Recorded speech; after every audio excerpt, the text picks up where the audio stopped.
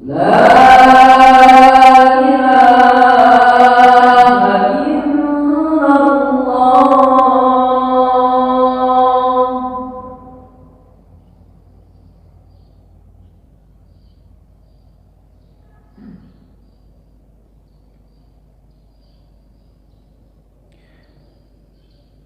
Innal hamdalillah nahmaduhu wa nasta'inuhu wa nastaghfiruh wa na'udzu billahi min syururi anfusina wa min sayyiati a'malina may yahdihillahu fahuwal muhtad wa may yudlil falan tajida lahu waliyyan mursyida.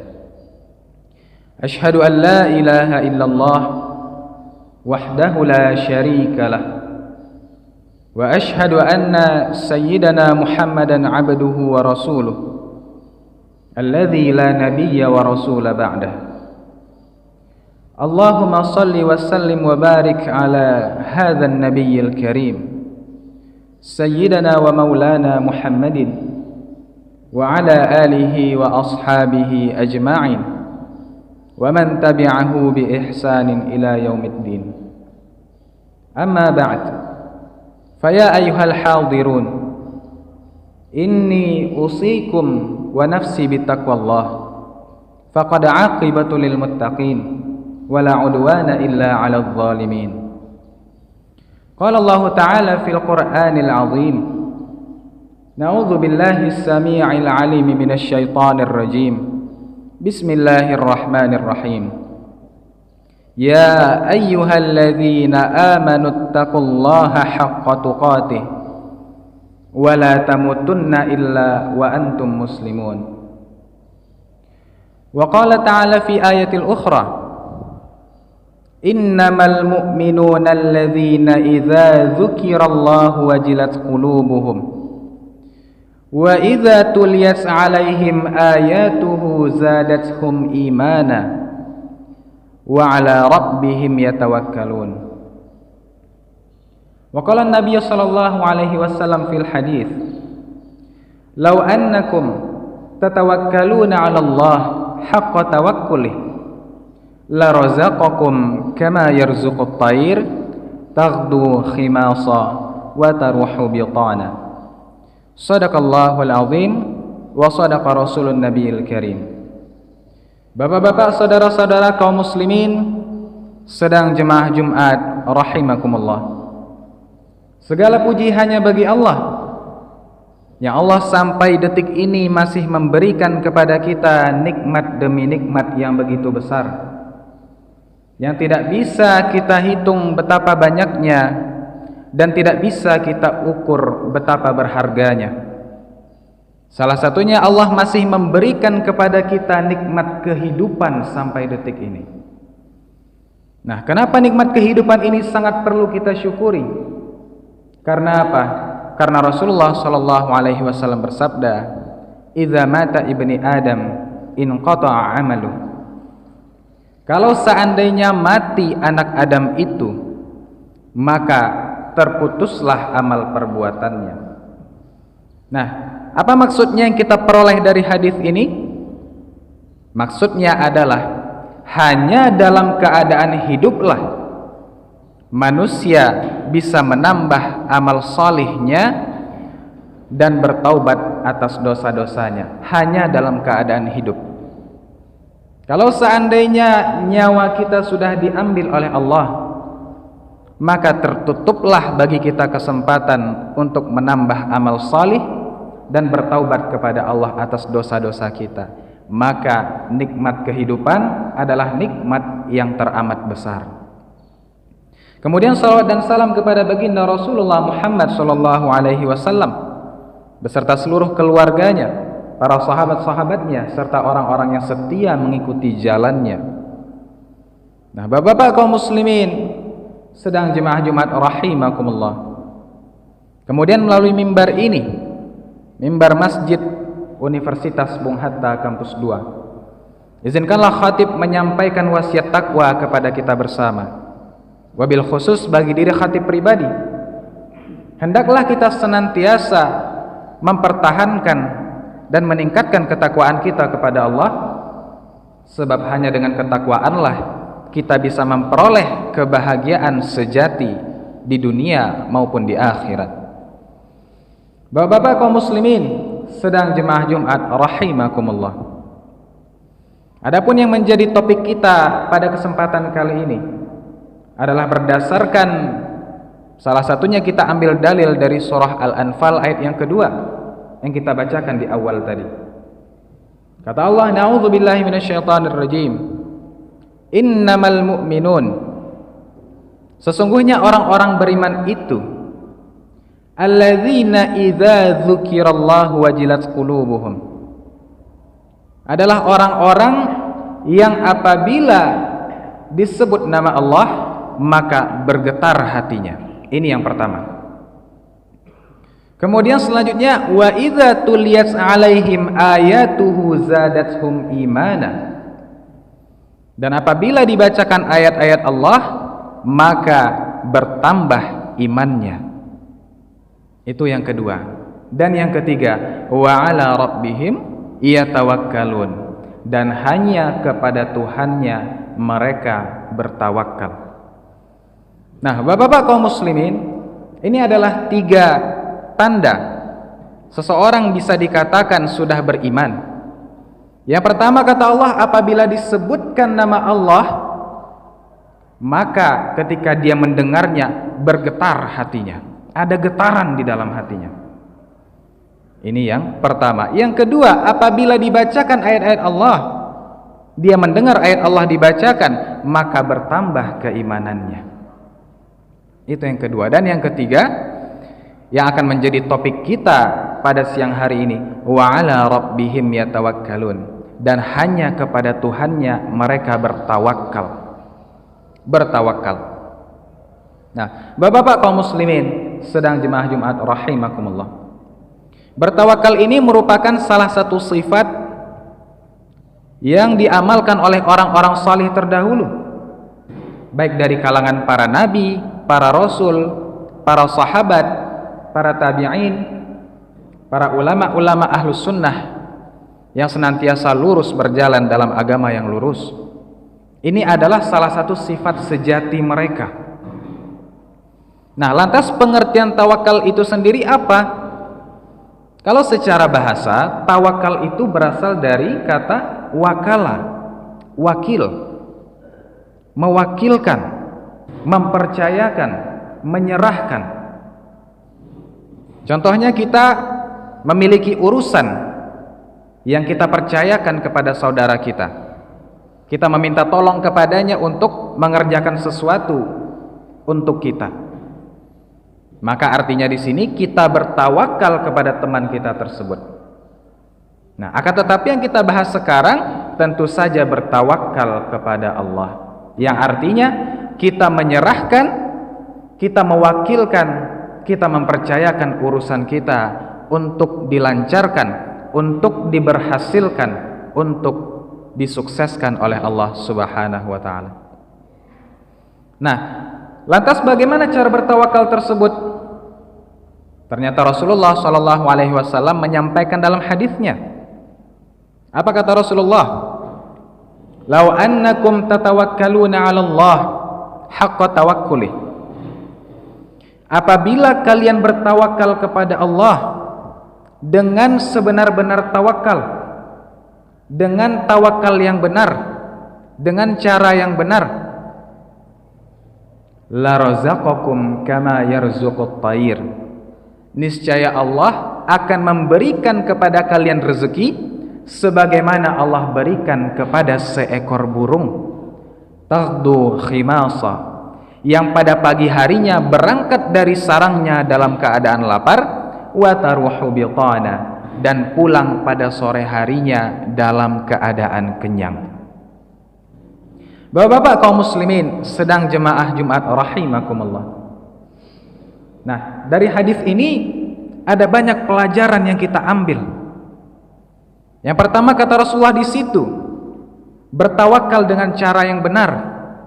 Tawakal dengan cara yang benar. Nah, dan apa objek yang Rasulullah suruh kita contoh di situ? Seekor burung. Nah, kita perhatikan apa yang dilakukan oleh seekor burung. Nah, yang pertama, seekor burung itu makanannya tidak datang sendiri ke sarangnya, Pak. Ya, seekor burung itu makanannya tidak datang sendiri. Akan tetapi seekor burung ini harus mencarinya sendiri. Dia terbang ke sana kemari sepanjang hari. Artinya apa? Artinya seekor burung dia berikhtiar, dia berusaha. Ada usaha yang dia lakukan dalam mencari makanannya, mencari rezeki Allah yang Allah berikan kepadanya. Nah, jadi tawakal yang benar ini yang pertama caranya. Harus ada ikhtiar dari kita. Harus ada usaha, upaya yang optimal yang bisa kita lakukan sebelum kita serahkan kepada Allah. Nah, maka dari itu, apabila kita ingin rumah kita aman, sebelum kita bertawakal kepada Allah, harus ada ikhtiar dari kita dulu untuk mengamankan rumah kita. Bagaimana caranya? Tentu saja pintunya digembok, pagarnya ditutup, dikunci dan segala macamnya. Apabila kita ingin motor kita yang di parkiran aman, maka harus ada ikhtiar dulu dari kita. Harus kita kunci stangnya, dan sebaik mungkin adalah dikunci ganda.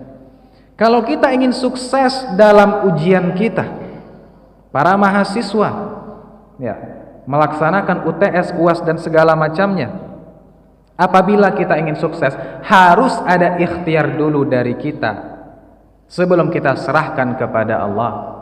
Apa ikhtiar tersebut? Tentu saja kita harus belajar.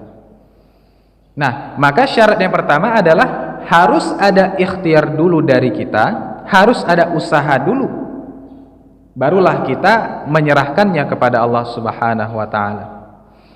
Di dalam Al-Qur'an Allah masukkan sebuah kisah yang sangat mulia. Sayyidatuna Maryam, ibunda daripada Nabi Isa alaihi salam.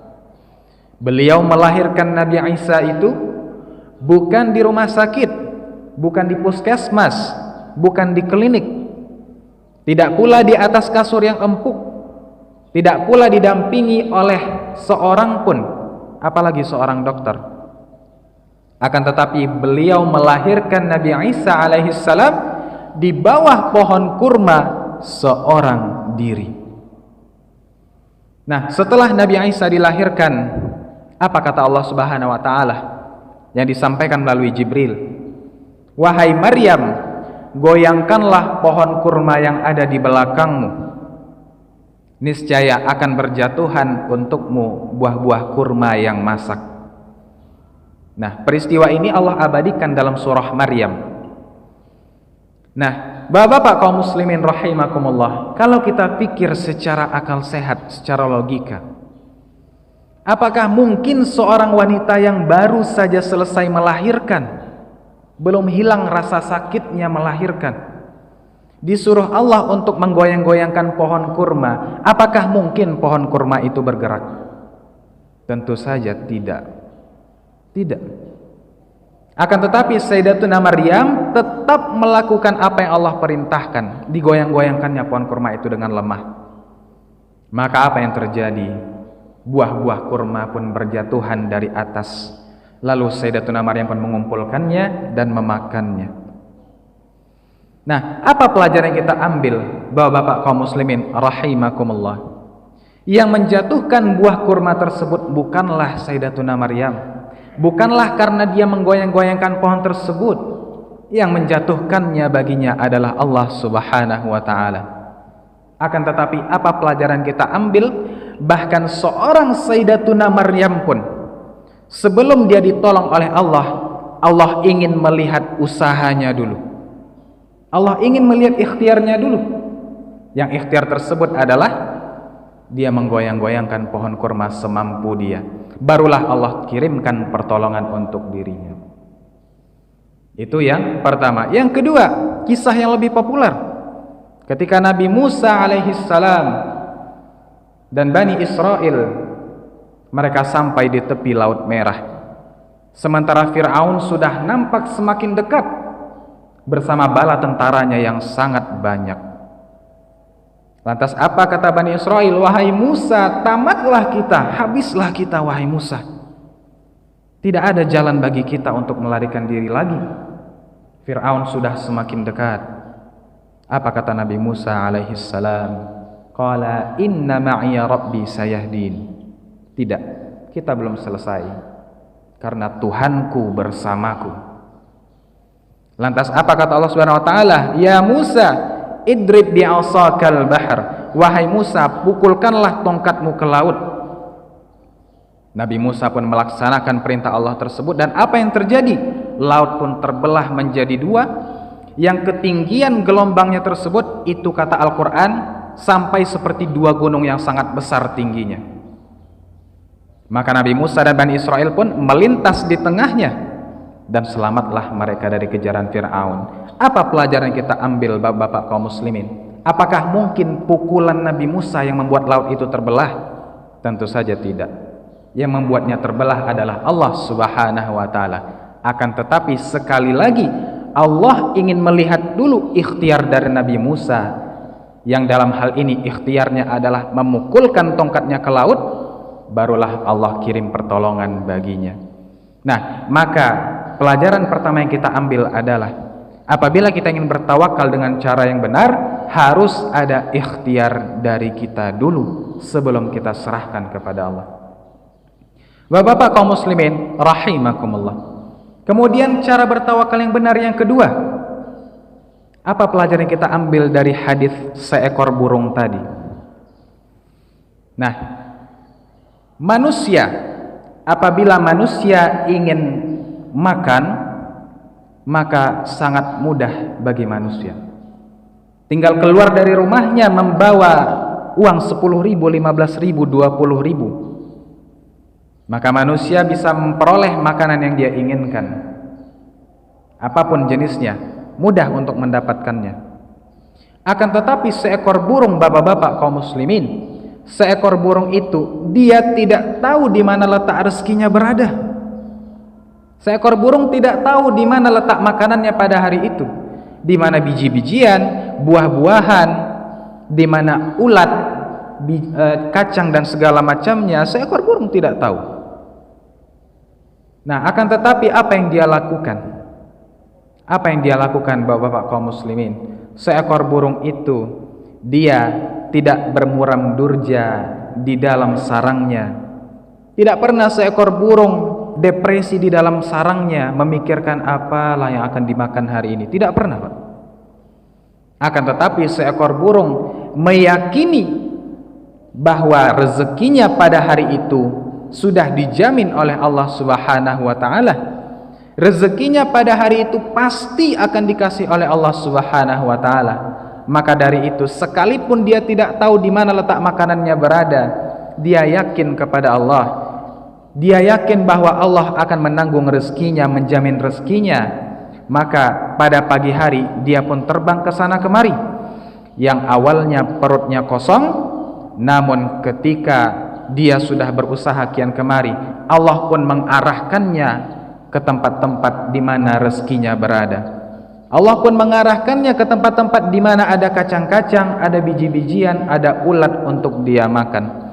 Sehingganya sekalipun pada pagi hari dia berangkat dalam keadaan lapar, disebabkan Allah arahkan dia menuju rezekinya, pada sore harinya dia kembali dalam keadaan kenyang. Nah, bapak-bapak kaum muslimin rahimakumullah, seperti itu pula lah Allah memberikan rezeki kepada orang-orang yang bertawakal kepadanya. Jangankan manusia, seekor burung saja Allah jamin rezekinya. Allah tunjukkan kepada seekor burung di mana letak makanannya berada. Begitu juga dengan manusia. Oleh karena itulah Allah katakan dalam Al-Quran, dalam surah At-Talaq ayat 1000 dinar yang sama-sama kita ketahui, wa may yatawakkal 'ala Allah fahuwa hasbuh, dan barang siapa yang bertawakal kepada Allah, maka niscaya aku beri dia kecukupan. Fa'tabiru ya ulil absar la'allakum turhamun.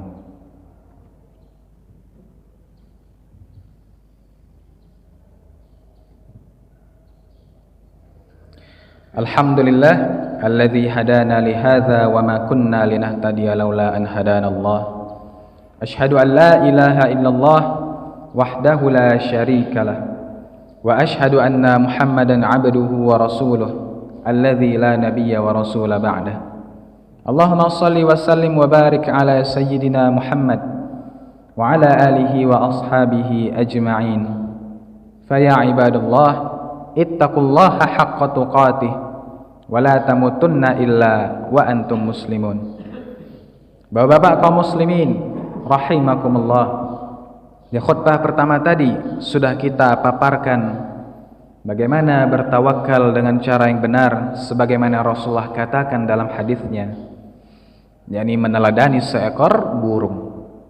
Kemudian sebagai penutup daripada khutbah kali ini, Rasulullah mengajarkan kepada kita doa yang sangat besar keutamaannya, yang sekalipun doa tersebut pendek, sekalipun doa tersebut simpel, akan tetapi memiliki keutamaan yang luar biasa. Nah, apa kata Rasulullah sallallahu alaihi wasallam? Man qal idza kharaja min baitih, barang siapa yang berdoa ketika dia hendak keluar dari rumahnya, Bismillahi tawakkaltu 'ala Allah, dengan nama Allah yang aku bertawakal kepadanya. La haula wala quwwata illa billah, tidak ada pertolongan, tidak ada keberhasilan kecuali dengan Allah Subhanahu wa taala. Maka akan dikatakan kepada orang tersebut, hudita wa kufita wa wuqit.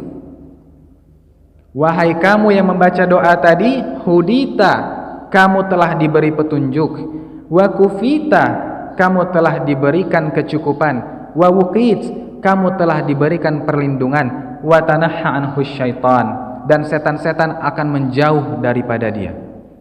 Nah, ini adalah doa yang sangat pendek, Pak, sederhana, simple, akan tetapi dapat 4 keutamaan. Apa doa yang dibaca? Bismillahi tawakkaltu 'ala Allah, la haula wala quwwata illa billah. Maka orang yang berdoa seperti itu, kata Rasulullah, yang pertama dia diberikan petunjuk, yang kedua diberikan kecukupan, yang ketiga diberikan perlindungan, dan yang keempat setan-setan akan dijauhkan daripada dia. Bukankah 4 hal ini yang kita harap-harapkan dalam hidup kita? Mudah-mudahan kita bisa mengamalkan doa ini.